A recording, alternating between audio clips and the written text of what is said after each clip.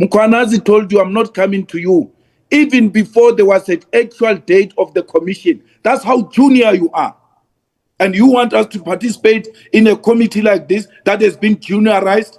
There is some senior committee called a commission. We have been juniorized. You have turned this committee into a toothless body. It is going to be the most useless body. I'm not even sure if some of us can continue participating in such a committee that agrees on something and do something else.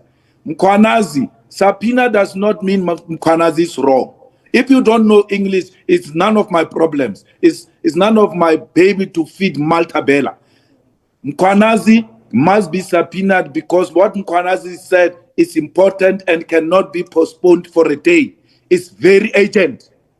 But all of a sudden, even if Mkwanazi becomes the last, that's fine. We can look at other people. Why? Because you don't want the truth. And you create an impression that you want the truth. You don't want the truth. I am here to seek the truth. That's why I'm saying Mkwanazi must be subpoenaed. Mkwanazi must come. We have nothing to do with the commission. We can never use a material of the commission in our committee. Mkwanazi must write an affidavit directed to our chairperson, and that becomes a document of our committee.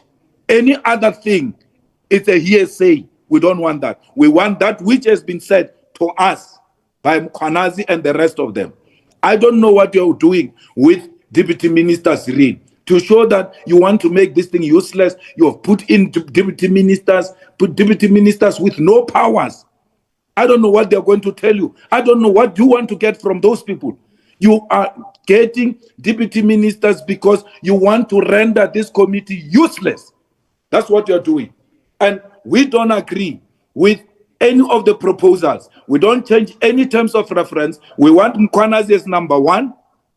If you can't get him through Lavi-Davi approach, subpoena him, we are not doing anything outside the terms of reference. And then how can a person who started the allegations be the last one to testify? What are you going to use? With due respect, Honorable Bredenbach, we cannot use what has been said on TV. We cannot use that. We can use what is in the affidavit, and that affidavit must have an oath. So who are you going to question based on what? What is before you?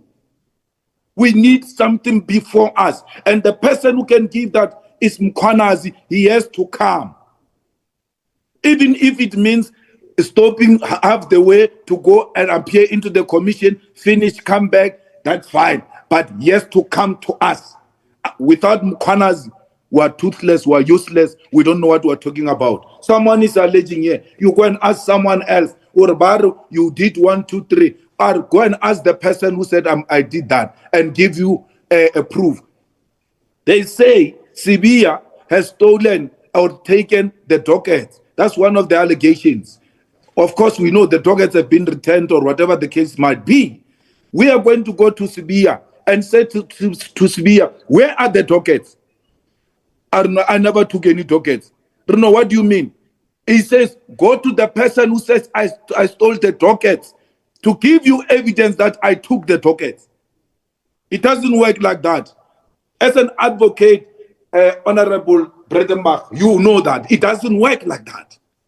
There has to be a person who makes the allegations. We have to test the allegation. We have to test the evidence of the allegations. On the basis of that, summon people, because we now have something that gives us at least a prima facie to can engage these people.